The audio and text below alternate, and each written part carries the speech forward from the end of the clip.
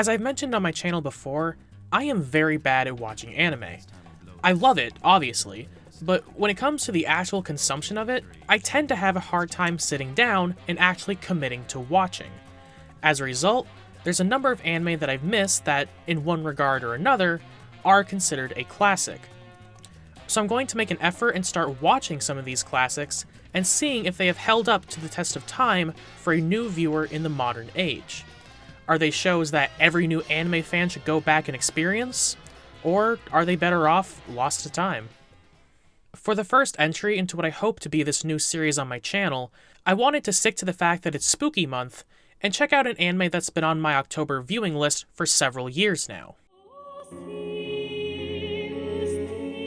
Elfen Lied, a show that, based on reviews I found online, you either love it to pieces or think it's hot garbage. But before I go any further, content warning. This show can get very brutal at points, and during this video, there may be depictions or talks of very graphic violence and sexual violence. So if either may upset you, I'd recommend skipping out on this one. Though I will give a second reminder for the sexual violence warning when it comes up. And also, please remember that these are just my opinions. If you disagree, great, let's battle it out in the comments section. Elfen Lied follows the story of Lucy, a special breed of human called a Diclonius. We are introduced to her at the opening of the first episode as she breaks out of the facility that she's being held captive in a horrific bloodbath of an escape, where she then gets amnesia and encounters our second main character, Kota. Kota and Yuka, his cousin, take her in, believing her to just be some poor, lost, and clueless girl, and then their lives are taken for a limb-tearingly fun time as they come to find themselves in the middle of the hunt for Lucy's capture to keep a conspiracy under the wraps. So I went into the show expecting a suspenseful, bloody, and creepy journey following this escaped monster and the havoc that she wreaks across humanity. So, Elfen Lied is listed, according to my anime list, as an action, drama, horror, romance, supernatural anime. And I think the biggest failing the show had was what to me felt like an inability to commit to any of these genres, perhaps excluding supernatural. So, we're gonna go through these one at a time and address how each one seemed to fail. And if you're thinking about watching this show for yourself, then consider this your spoiler warning. If you want, you can skip to the timestamp down below, and you can just hear my closing thoughts on the show without the spoilers. We're gonna start out with horror, as this was the main reason behind me wanting to watch it. The first episode of the show starts off great. We're introduced to a monster that has a powerful juxtaposition between the horrifying, with the visual design of Lucy's helmet and the cold, calculated dismemberment of those around her, and the more vulnerable, with her being, quite simply, just a naked woman. Physically, she appears to be the basest, most vulnerable state of being that a human can be, and yet we see that everyone in this facility is terrified at the prospect of her being allowed to roam free. And we see why when we see her brutally slaying every individual around her using methods that are beyond our understanding. Our only hint being a single bloody handprint dragged down a wall as she makes her escape. The presentation of the escape, while gratuitous at points, yes, was incredibly well done, as it makes us understand that Lucy is this powerful killing machine with no remorse, and we don't understand how her power works. Unfortunately, by episode 2, that mystery is ruined, and we learn that Lucy is a race of human called Diclonius that have noodly armed grabby hands that we can't see that sprout out of her back. And suddenly, the monster of Lucy is as ridiculous as Betelgeuse, but minus any of the over-the-top charm, and instead replaced with that. One of the strongest and most basest fears that we as people have is a fear of the unknown. Not fearing the dark necessarily, but fearing not knowing what's hiding in the darkness. not the ocean, but whatever is lurking in it, not death, but the lack of certainty as to what comes next. What made Lucy so cool in the first episode was seeing what she was capable of and having no fathomable idea as to how she was pulling it off. The enemy you don't know is so much more terrifying because it's so much harder to protect yourself when you don't know what you're protecting yourself against. The fact that they made the reveal as to how the Diclonius power works so early into the show meant that there was no more fear or horror to be gained from watching them at work, minus the repulsiveness of the gore. And with no other factor coming in to take its place, the horror aspect of the show was effectively over and done with 11 out of 13 episodes still to go.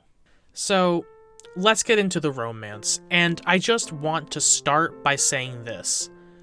I have been sitting here struggling to figure out how to start this section, as there are so many things I want to say and I just cannot figure out where to start. But here we go. The main romance is between characters Kota and Yuka. And does the name Yuka sound familiar? Kota and Yuka, his cousin. And the terrifying thing about that's honestly the least of my issues with this romance. And I want you to let that sink in for a second. First off, there is no chemistry between these two characters. The scenes they share together have the fiery passion of staring at white paint drying on a blank wall, silence interrupted only by your own compulsion to keep breathing because God forbid you pass out and miss a moment. That is until Yuka goes from 0 to 100 when she gets jealous and beats him, because apparently she is worried that the man she's in love with may be more interested in romantically pursuing the girl who is demonstrating the mental maturity of a toddler. Which, either you are very bad at telling the difference between romantic love and caring about someone, in which case that's on you to grow the hell up and figure your shit out, or you genuinely think that he is lusting after someone who, again, has been demonstrating the mental age of a literal toddler, in which case, why are you still interested in him? And based on the information that Yuka has, with a typical anime hijinks of, you walked in at the perfectly imperfect time and I swear this isn't what it looks like, she does have every reason to think that. But molesting the mental toddler just upsets her for a bit, while knowing that the two of them can laugh together can send her down into a crippling depressive spiral. Alright, last point on this romance. The scenes where they do try to force some sort of relationship building are just so awful. ねえ、コウタ。何？私の胸、揉んでみたいと思う？ Huh? And for funsies, let's compare it to the dub. Hey, Coda, Yeah, what is it? do you think about touching my breasts too? Huh? God, someone grab a spray bottle and just try to keep these two from going at it. Let's move on to the romance between Kota and Lucy. One of the driving points of drama through the show is these little glimpses we get into the past where we find out that Kota and Lucy knew each other as children and how their relationship blossomed. Side note, I will come back to Lucy's specific individual arc during this period, as I think it was well done. But for now, I'm focusing on the romance. Lucy comes to trust Kota as up until meeting him, she had only witnessed the evils of society and how garbage mankind can be. Through spending time with him, she develops romantic feelings for him. However, childhood Lucy gives Yuka a run for her money in the jealousy department, and upon finding out that Kota is going to be hanging out with his cousin, jumps into a murderous rage and tries to strangle him. After Kota lies and says that his cousin is a boy, she calms down and they proceed like nothing happened. And as another side note, I just wanted to bring up the wild reaction Kota had to being strangled. So anyway, eventually Lucy finds out that Kota was lying and that his cousin is a girl. She goes on a murder spree, including killing Koda's kid sister and father right in front of his eyes.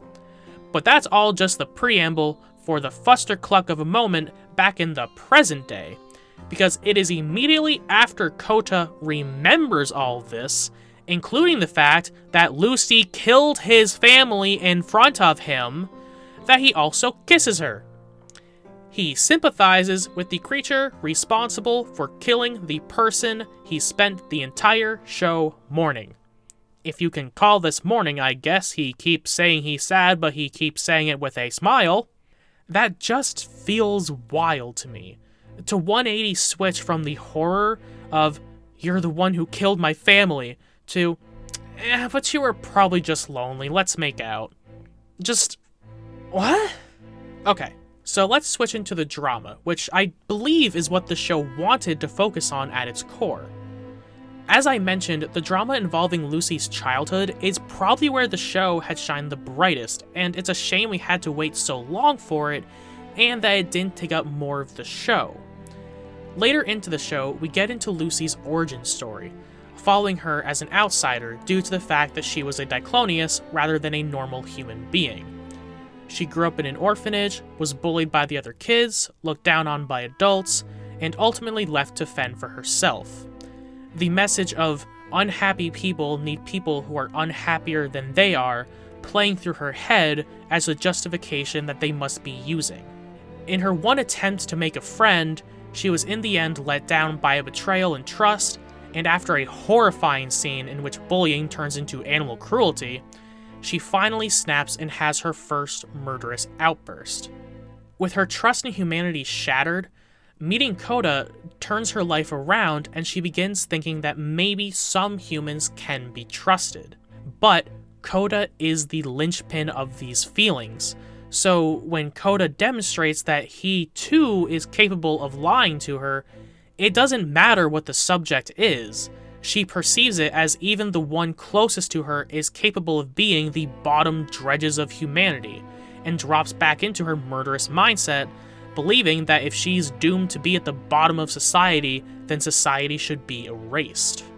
And I think that arc was fairly well done and gives a believable explanation not only to how we ended up with the contained monster Lucy in the beginning of the show, but also explains why she would react so viscerally to Kota wanting to spend time with someone else, even if they are his cousin.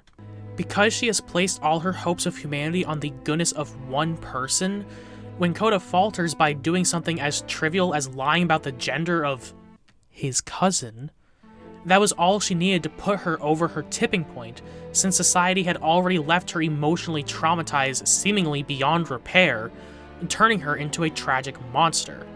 Unfortunately, this wasn't enough material to cover 13 episodes, and some of the other attempts at telling a dramatic story fell extremely short.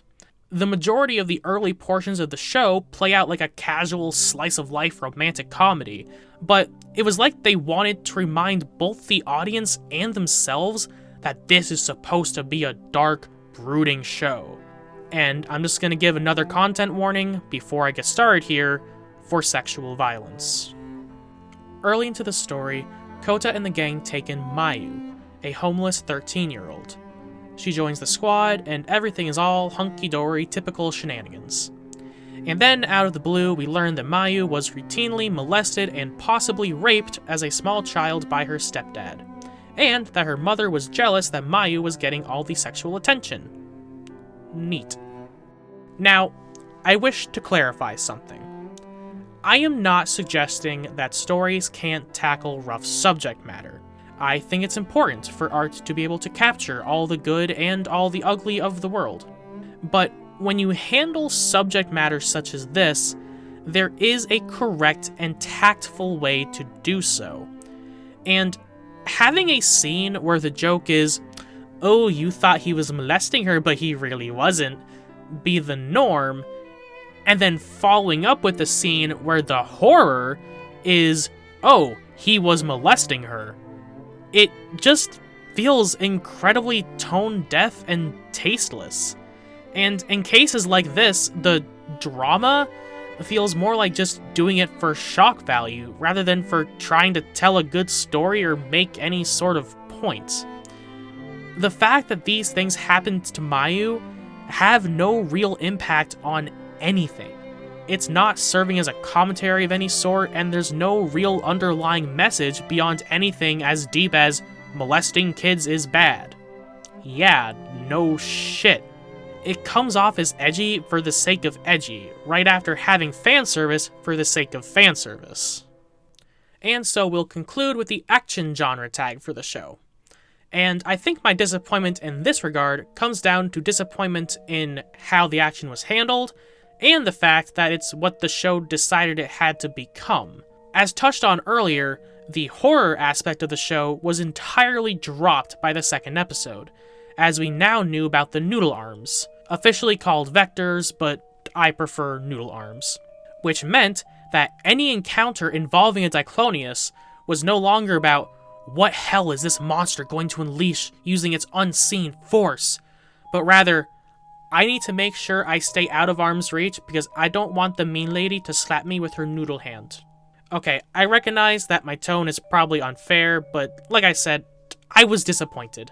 Fights between Diclonius became a matter of who was better at punching from farther away or had a better throwing arm, and fights against humans were just shoot at it until it tosses you like a ragdoll.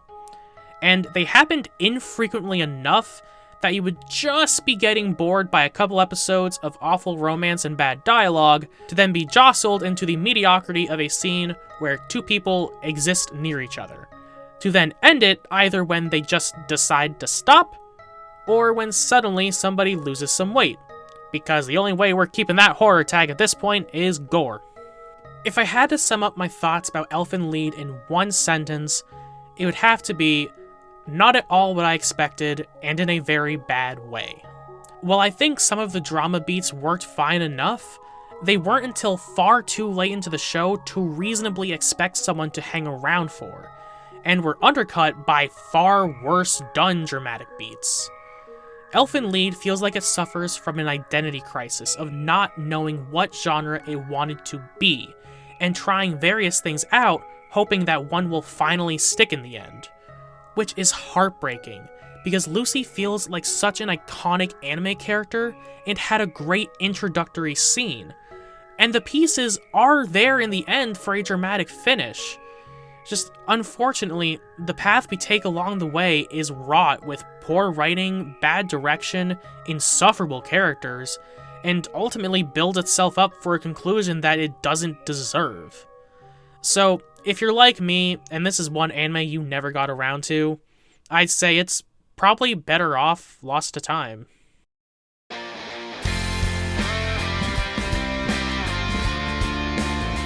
As always, a huge shout out to Chi Hayes, as well as all of my other Patreon supporters. If you've seen Elfen Lied, drop a comment down below and let me know your thoughts and where you fall on the love it or hate it scale.